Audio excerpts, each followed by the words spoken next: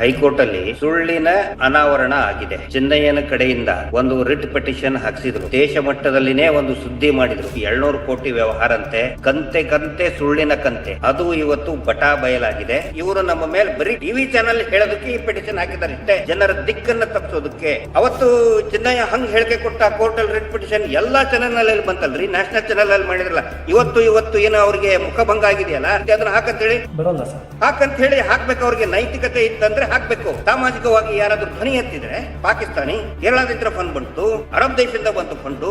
ಇವತ್ತು ಹೇಳ್ಬೇಕಾಗಿತ್ತಲ್ರಿ, ಇವತ್ತು ಕೋರ್ಟ್ ಅಲ್ಲಿ ಎಲ್ಲಿ ಹೋಗಿದ್ರಿ ನೀವು? ಸುರೇಶ್ ಕುಮಾರ್ ಅವರು, ಆರ್ ಅಶೋಕ್, ಇನ್ನು ದೊಡ್ಡ ದೊಡ್ಡ ಲೀಡರ್ಗಳು ಹೇಳ್ತಿರಲ್ಲ, ಟಿ ರವಿ ಅವರು, ಆ ವಸೂಲಿ ಬೆಲೆ, ಆ ಎಂಜಲ್ ತಿನ್ನೋಕೆರಿ ಎಂಜಲ್ ಗಿರಾಕಿ ಯಾರು ಗಿಳಿಯಾರು, ಇವತ್ತು ಹೇಳ್ಬೇಕಾಗಿತ್ತು.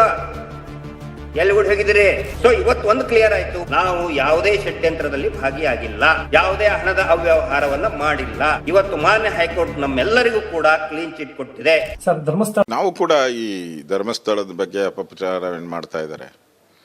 ವಿದೇಶದಿಂದ ಹಣ ತಗೊಂಡು ಮತ್ತು ಕೆಲವು ಮತಾಂಧ ಶಕ್ತಿಗಳು ಯಾರು ಕನ್ವರ್ಟ್ ಮಾಡಬೇಕು ಹಿಂದೂಗಳನ್ನು ಅಂತ ಹೊರಟಿದ್ದಾರೋ ಅವರೆಲ್ಲರೂ ಕೂಡ ಈ ಧರ್ಮಸ್ಥಳಕ್ಕೆ ಇರುವಂಥ ಪವಿತ್ರತೆಯನ್ನು ಹಾಳು ಮಾಡಬೇಕು ಅನ್ನೋ ದೃಷ್ಟಿಯಿಂದ ಹಣ ತಗೊಂಡು ಮಾಡಿದ್ದಾರೆ. ಅದಕ್ಕೆ ಈ ನಗರ ನಕ್ಸಲರು ಕೂಡ ಬೆಂಬಲ ಮಾಡಿದ್ದಾರೆ. ಅದಕ್ಕೋಸ್ಕರ ಇದು SIT ರಚನೆ ಮಾಡಬೇಕು ಅಂತ ನಮ್ಮ ಆಗ್ರಹ ಇತ್ತು.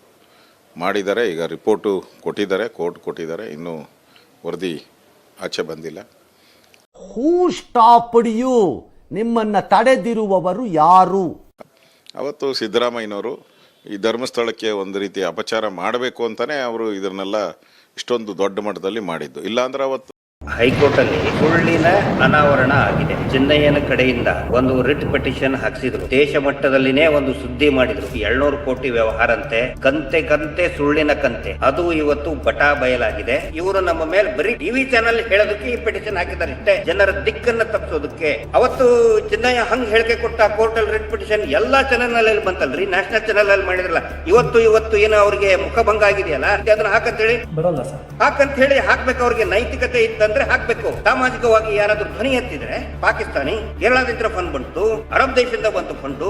ಇವತ್ತು ಹೇಳ್ಬೇಕಾಗಿತ್ತಲ್ರಿ, ಇವತ್ತು ಕೋರ್ಟ್ ಅಲ್ಲಿ ಎಲ್ಲಿ ಹೋಗಿದ್ರಿ ನೀವು? ಸುರೇಶ್ ಕುಮಾರ್ ಅವರು, ಆರ್ ಅಶೋಕ್, ಇನ್ನು ದೊಡ್ಡ ದೊಡ್ಡ ಲೀಡರ್ಗಳು ಹೇಳ್ತಿರಲ್ಲ, ಟಿ ರವಿ ಅವರು, ಆ ವಸೂಲಿ ಬೆಲೆ, ಆ ಎಂಜಲ್ ತಿನ್ನೋಕೆರಿ ಎಂಜಲ್ ಗಿರಾಕಿ ಯಾರು ಗಿಳಿಯಾರು, ಇವತ್ತು ಹೇಳ್ಬೇಕಾಗಿತ್ತು. ಎಲ್ಲಿ ಹೋಗಿದ್ರಿ? ಸೊ ಇವತ್ತು ಒಂದು ಕ್ಲಿಯರ್ ಆಯ್ತು, ನಾವು ಯಾವುದೇ ಷಡ್ಯಂತ್ರದಲ್ಲಿ ಭಾಗಿಯಾಗಿಲ್ಲ, ಯಾವುದೇ ಹಣದ ಅವ್ಯವಹಾರವನ್ನ ಮಾಡಿಲ್ಲ. ಇವತ್ತು ಮಾನ್ಯ ಹೈಕೋರ್ಟ್ ನಮ್ಮೆಲ್ಲರಿಗೂ ಕೂಡ ಕ್ಲೀನ್ ಚಿಟ್ ಕೊಟ್ಟಿದೆ. ಸರ್, ಧರ್ಮಸ್ಥಳದ ಪ್ರಕರಣಕ್ಕೆ ಸಂಬಂಧಪಟ್ಟಂತೆ ಇವತ್ತು ಹೈಕೋರ್ಟ್ ನಲ್ಲಿ 2 ಅರ್ಜಿಗಳ ವಿಚಾರಣೆ ಇತ್ತು. ಅದರಲ್ಲಿ ಮೊದಲನೇದಾಗಿ ಚಿನ್ನಯ್ಯ ಏನೊಂದು ರಿಟ್ ಪಿಟಿಷನ್ ಸಲ್ಲಿಸಿದ್ದ, ಈ ಹಿಂದೆ 200 ಕೋಟಿ ಆರೋಪ ಅದು ಇದು ಅಂತ, ಅದರ ಒಂದು ವಿಚಾರಣೆ ಇತ್ತು. ಅದರ ಜೊತೆಗೆ ಈ ಹಿಂದೆ ಕುಸುಮಾವತಿ ಅವರು ಧರ್ಮಸ್ಥಳದಲ್ಲಿ ನಡೆದಂತಹ ಸುಮಾರು 100 ಪ್ರಕರಣಗಳಲ್ಲಿ ಅನುಮಾನಾಸ್ಪದವಾಗಿರುವಂತಹ 74 ಪ್ರಕರಣಗಳ ಪ್ರತ್ಯೇಕ FIR ಆಗಬೇಕು ಮತ್ತೆ ಅದರ ವಿಚಾರಣೆ ಆಗಬೇಕು ಅಂತ ಒಂದು PIL ವಿಚಾರಣೆ ಇತ್ತು ಸರ್, 2 ಕೋರ್ಟ್ ಹಾಲ್ಗಳಲ್ಲಿ. ಏನಾಯ್ತು ಸರ್? ಅದಕ್ಕೂ ಮುಂಚೆ ಇವತ್ತು ಸೌಜನ್ಯ ಪ್ರಕರಣ ಡೆಲ್ಲಿಯಲ್ಲಿ ಇತ್ತು, ತಾವು ಕೂಡ ಡೆಲ್ಲಿಯಲ್ಲಿ ಇದ್ರ, ಅದರ ವಿಚಾರಣೆ ಇತ್ತು, ಅದೇನಾಯ್ತು ಸರ್? ಇವತ್ತು ಬಹಳ ಮುಖ್ಯವಾಗಿ Kumari Soujanya gang rape and brutal murder case ಆ ಪ್ರಕರಣದ ಮರು ತನಿಖೆ ಕುರಿತಾಗಿ ಇವತ್ತು ಇತ್ತು. ಬಟ್ ಅದು ನಾಳೆಗೆ ಅದನ್ನ ಮುಂದೂಡಿದ್ದಾರೆ. ನಾಳೆ ಕಂಪ್ಲೀಟ್ ಚರ್ಚೆ ಆಗುತ್ತೆ, ಮತ್ತೆ ಆರ್ಗ್ಯುಮೆಂಟ್ ಆಗುತ್ತೆ ಅನ್ನುವಂತ ಭರವಸೆ ಇದೆ. ಸೊ ಅದ್ರ ಬಗ್ಗೆ ನಾಳೆನೆ ಅಪ್ಡೇಟ್ ಮಾಡ್ತೀನಿ. ಇನ್ನುಳಿದಂತೆ ಹೈಕೋರ್ಟ್ ಅಲ್ಲಿ ಒಂದು ಏನಂತ ಹೇಳಿದ್ರೆ ಸುಳ್ಳಿನ ಅನಾವರಣ ಆಗಿದೆ. ಇವ್ರು ಏನು ಚೆನ್ನಯ್ಯನ ಕಡೆಯಿಂದ ಒಂದು ರಿಟ್ ಪಿಟಿಷನ್ ಹಾಕ್ಸಿದ್ರು. ಹಾಕಿಸಿ ಒಂದು ಇಡೀ ದೇಶ ಮಟ್ಟದಲ್ಲಿನೇ ಒಂದು ಸುದ್ದಿ ಮಾಡಿದ್ರು.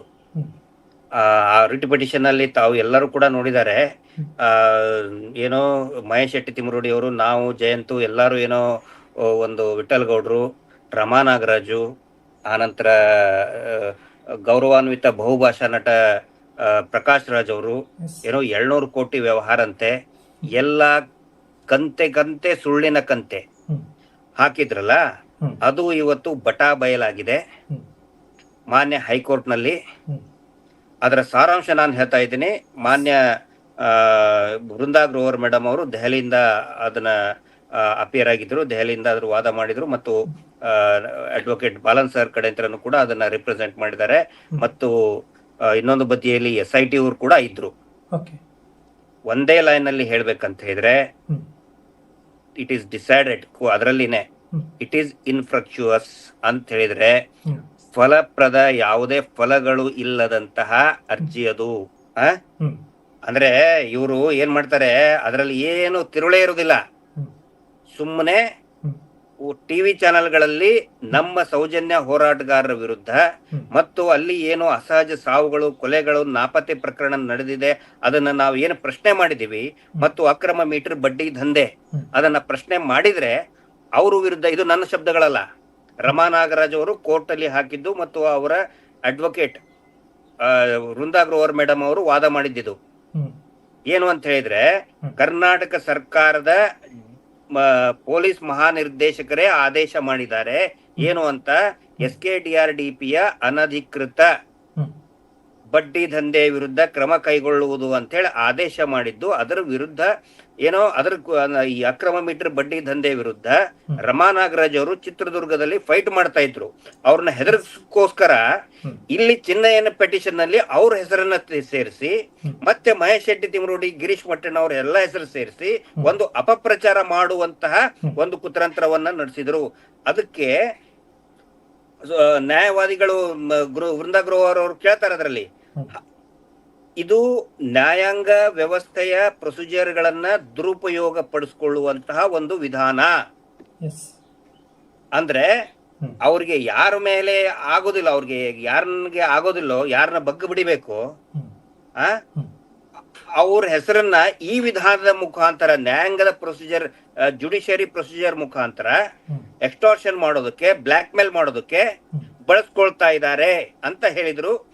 ಆ ನಂತರ ಬಹಳ ಕ್ಲಿಯರ್ ಆಗಿ ಇವತ್ತು ನ್ಯಾಯಾಲಯ ಹೇಳಿದೆ, ಇದರ ಬಗ್ಗೆ ನಮಗೆ ಲಾಸ್ಟಿಗೆ it is the observation of the honourable court, high court.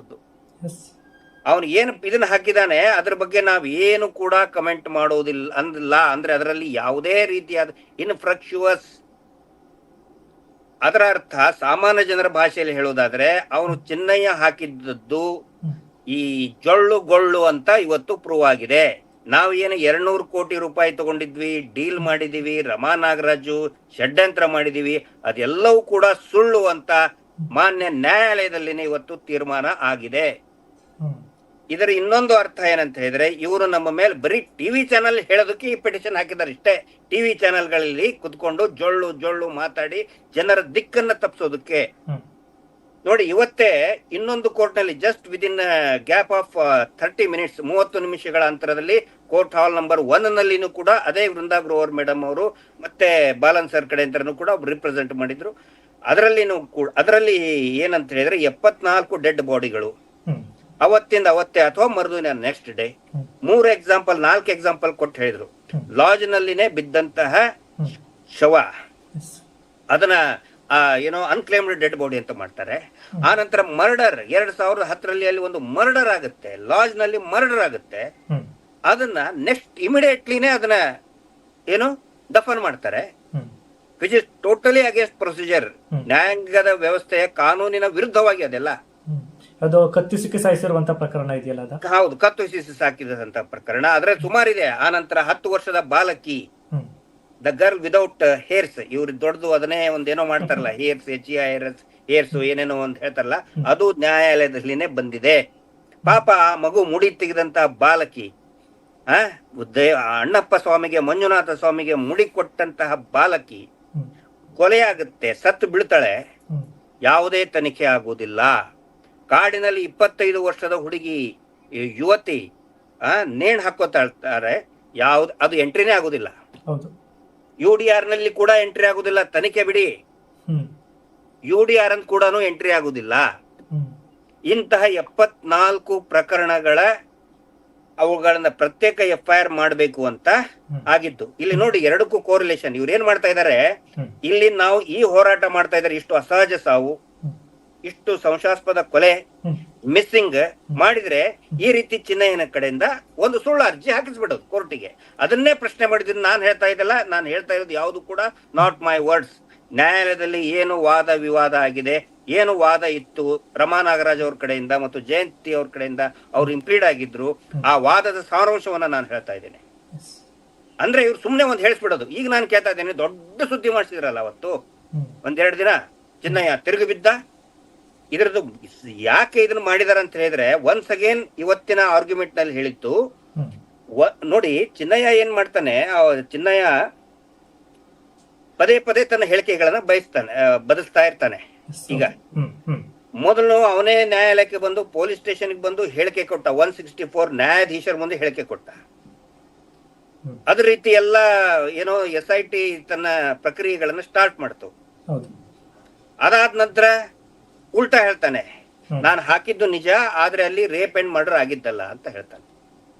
ಆ ನಂತರ ಅವನು ಜೈಲಿಗೆ ಹೋದಾಗ ಮತ್ತೆ ಒಂದು ಸ್ಟೇಟ್ಮೆಂಟ್ ನ್ಯಾಯಾಲಯಕ್ಕೆ ಕೊಡ್ತಾನೆ. ಏನಂತ ಹೇಳಿದ್ರೆ, ನಂದು ಒರಿಜಿನಲ್ 164 ನಾನು ನ್ಯಾಯಾಧೀಶರ ಮುಂದೆ ಹೇಳಿದ್ದೇ ಕರೆಕ್ಟು. ಅಂದ್ರೆ ಅದ್ರಲ್ಲಿ ಏನಿತ್ತು, ಕೊಲೆ ಮಾಡಿದಂತಹ ಅತ್ಯಾಚಾರ ಮಾಡಿ ಕೊಲೆ ಮಾಡಿದಂತಹ ದೇಹಗಳನ್ನ ನಾನು ಹೂತ್ ಹಾಕಿದ್ದೆ ಅಂತೇಳಿ ಒನ್ಸ್ ಅಗೇನ್ ನ್ಯಾಯಾಲಯದ ಮುಂದೆ ಹೇಳ್ತಾನೆ. ಅವನು ತನಗ್ ಬೇಲ್ ಬೇಕಾದಂತ ಹೇಳಿದ್ರೆ ಹಂಗ ಹೇಳ್ತಾನೆ.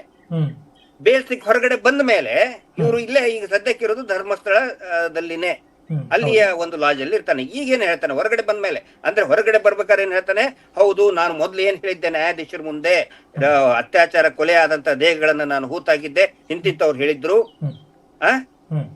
ಅದೇ ಕರೆಕ್ಟ್ ಅಂತ ನ್ಯಾಯಾಲಯ ಮತ್ತೆ ಬೇಲ್ ಸಿಗ್ಬೇಕಾದ್ರೆ ಹೇಳ್ತಾನೆ. ಬೇಲ್ ಸಿಕ್ ಹೊರಗಡೆ ಬಂದ್ಮೇಲೆ ಇಲ್ಲ ಇಲ್ಲ ಇಲ್ಲ ಇಲ್ಲ ಇವರು ಗಿರೀಶ್ ಮಟ್ಟಣ್ಣವರು, ಮಹೇಶ್ ಶೆಟ್ಟಿ ತಿಮ್ರೋಡಿ ಅವರು ಏನೋ ನನ್ಗೆ ಹೆದರ್ಸಿದ್ರು. ಆ ನಂತರ ಹೊಸದಾಗಿ ಏನಂತ ಹೇಳಿದ್ರೆ ರಮಾ ನಾಗರಾಜ್ ಅವ್ರ ಹೆಸರು ತಗೊಂಡ್ ಬರ್ತಾನೆ. ಆ ನಂತರ ಪ್ರಕಾಶ್ ರಾಜ್ ಅವ್ರ ಹೆಸರು ತಗೊಂಡ್ ಬರ್ತಾನೆ. ಅಂದ್ರೆ ಇದೆಲ್ಲವೂ ಕೂಡ ಏನಂತ ಹೇಳಿದ್ರೆ ಇದೊಂದು ಸಂಚು. ಅಂದ್ರೆ ಸರ್ಕಾರಕ್ಕೂ ನೋಡಿ ಇವರು ಪ್ರಕಾಶ್ ರಾಜ್ ಅವ್ರ ಜೊತೆಗಿದ್ದಾರೆ, ಕಾಕ್ರೋಚ್ ಪಾರ್ಟಿ ಜೊತೆಗಿದ್ದಾರೆ ಅಂತ ಕೇಂದ್ರ ಸರ್ಕಾರಕ್ಕೆ ಹೇಳೋದು. ನೋಡಿ ಇವ್ರ ವಿರುದ್ಧ, ನೋಡಿ ಇವರು ನಿಮ್ಮ ಅಗೇನ್ಸ್ಟ್ ಇದ್ದಾರೆ ಅಂತ ಹೇಳೋದು.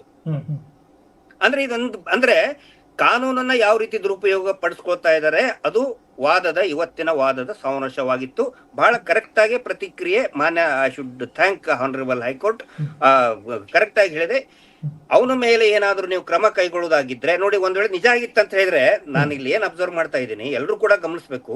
ಒಂದ್ ವೇಳೆ ಅವ್ನು ಹೇಳಿದ್ದ ಆರೋಪಗಳು 700 ಕೋಟಿ ಏನಾದ್ರೂ ಇದನ್ನಾಗಿದ್ರೆ ನಮ್ಮ ಮೇಲೆ ಆಕ್ಷನ್ ತಗೊಳ್ರಿ ಅಂತ ಹೇಳ್ತಾ ಇದ್ರು. ಏನಾದ್ರೂ ಅವರು ಪೂರಕವಾದಂತ ಸಾಕ್ಷಿಗಳನ್ನ ನ್ಯಾಯಾಲಯಕ್ಕೆ ಕೊಟ್ಟಿದ್ರೆ ಕೊಡ್ಬೇಕಲ್ವಾ? 700 ಕೋಟಿ ವ್ಯವಹಾರ ಮಾಡಿದ್ದಾರೆ, ಕೊಲೆ ಬೆದರಿಕೆ ಕೊಟ್ಟರು ನನ್ಗಂತ ಹೇಳಿದ್ರೆ ಪೂರಕ ಸಾಕ್ಷಿ ಕೊಡ್ಬೇಕಲ್ಲ, ಕೊಟ್ಟೇ ಇಲ್ಲ, ಯಾವುದೂ ಇಲ್ಲ. ಸ್ವತಃ SIT ಪ್ರತಿನಿಧಿ ಕೂಡ ಅಲ್ಲಿದ್ರು. SPP ಅವರು ಹೇಳಿದ್ರು, ಅವರು ಕೂಡ ಹೌದು, ನಾವು ಏನ್ ಹೇಳ್ಬೇಕು, ನಾವು ಆಲ್ರೆಡಿ ಕೋರ್ಟಿಗೆ ಕೊಟ್ಟಾಗಿದೆ ಅಂತ ಹೇಳಿ. SIT ಅವ್ರು ಹೇಳ್ಬೇಕಾಗಿತ್ತಲ್ಲ, ಹೌದಪ್ಪ ಇವನ್ ಹೇಳಿದ್ ಕರೆಕ್ಟ್ ಐತೆ, 200 ಕೋಟಿ ರೂಪಾಯಿ ಪ್ರಾಜೆಕ್ಟ್ ಡೀಲು ಹೇಳ್ಬೇಕಾಗಿತ್ತಲ್ಲ, ನಮ್ಮನ್ನ ಆರೋಪಿ ಮಾಡ್ಬೇಕಾಗಿತ್ತು ಇದರಲ್ಲಿ, ಈ ಕೋರ್ಟ್ ಅಲ್ಲಿ ಹೌದು ಅಂತ. ಬಟ್ SIT ಅವರು ಕೂಡ ಕ್ಲಿಯರ್ ಆಗಿ ಹೇಳಿದ್ದಾರೆ, ಇವನು ಮಾಡಿದಂತಹ ಅಲಿಗೇಷನ್ಸ್ ಏನಿದೆಯಲ್ಲ, ಈಗ ಅಕಸ್ಮಾತ್ ಇದ್ರೆ ಅವರು ಅವನ ಪರವಾಗಿ ವಾದ ಮಾಡ್ತಿದ್ರು ಅವರು. ಒಟ್ಟಾರೆ ಸಾರಾಂಶ ಏನಂತ ಹೇಳಿದ್ರೆ, ಈ CH ಹಾಲ್ ನಂಬರ್ 1 ಮಾನ್ಯ ಮುಖ್ಯ ನ್ಯಾಯಮೂರ್ತಿಗಳ ಎದುರುಗಡೆ ಏನ್ ಬಂದಿತ್ತಲ್ಲ, ಈ ಸಂಶಯಾಸ್ಪದ ಸಾವುಗಳು, ಅದ್ರ ವಿರುದ್ಧ ನಾವೇನು ಹೋರಾಟ ಮಾಡ್ತಾ ಇದೀವಿ, ಅನೇಕ ಕೊಲೆಗಳೇನಾಗಿದೆ ಅದರ ವಿರುದ್ಧ ನಾವು ಏನು ಹೋರಾಟ ಮಾಡ್ತಾ ಇದೀವಿ, ಕಾನೂನು ಹೋರಾಟ ಮಾಡ್ತಾ ಇದೀವಿ, ಅದರ ಧ್ವನಿಯನ್ನ ಹತ್ತಿಕ್ಕೋದಕ್ಕೆ ಈ ರೀತಿಯಾದಂತ ಸುಳ್ಳು ಅಪವಾದಗಳನ್ನ ಟಿವಿ ಚಾನೆಲ್ಗಳ ಮುಖಾಂತರ ಮಾಡಿಸೋದೇ ಇವರ ಉದ್ದೇಶ ಅನ್ನೋದು ಇವತ್ತು ಬಹಳ ಸ್ಪಷ್ಟವಾಗಿ ಗೊತ್ತಾಗಿದೆ. ಅವತ್ತು ಚಿನ್ನಯ್ಯ ಹಂಗ್ ಹೇಳಿಕೆ ಕೊಟ್ಟ, ಕೋರ್ಟ್ ಅಲ್ಲಿ ರಿಟ್ ಪಿಟಿಷನ್ ಎಲ್ಲಾ ಚಾನೆಲ್ ನಲ್ಲಿ ಬಂತಲ್ರಿ, ನ್ಯಾಷನಲ್ ಚಾನೆಲ್ ಅಲ್ಲಿ ಮಾಡಿದ್ರಲ್ಲ. ಇವತ್ತು ಏನೋ ಅವ್ರಿಗೆ ಮುಖಭಂಗ ಆಗಿದೆಯಲ್ಲ, ಇವತ್ತೇನ್ ಮುಖಭಂಗ ಆಗಿದೆ ಅದನ್ನ ಹಾಕಂತ ಹೇಳಿ ಬರೋಲ್ಲ ಸರ್, ಹಾಕಂತ ಹೇಳಿ ಹಾಕ್ಬೇಕು. ಅವ್ರಿಗೆ ನೈತಿಕತೆ ಇತ್ತಂದ್ರೆ ಹಾಕ್ಬೇಕು. ಮುಖಭಂಗ ಆಗಿದೆ ಇವತ್ತು ಅವ್ರಿಗೆ. ಆ ನಂತರ ವಾದದಲ್ಲಿ ಕ್ಲಿಯರ್ ಆಗಿ ಹೇಳಿದ್ದಾರೆ, ರಮಾ ನಾಗರಾಜ್ ಅವರು ಚಿತ್ರದುರ್ಗದಲ್ಲಿ ಅವರೊಬ್ಬರ ಸೋಷಿಯಲ್ ಆಕ್ಟಿವಿಸ್ಟ್ ಮತ್ತೆ ಜಡ್ಜ್ ಅವರ ನ್ಯಾಯಮೂರ್ತಿಗಳ ಮಗಳವಳು. ಅತ್ಯಂತ ಪ್ರಾಮಾಣಿಕವಾಗಿ ಇಡೀ ಜೀವನವನ್ನೇ ಹೆಣ್ಮಕ್ಳ ಒಂದು ರೈಟ್ಸ್ಗಾಗಿ ಅವರು ಮೀಸಲಿಟ್ಟಿದ್ದಾರೆ.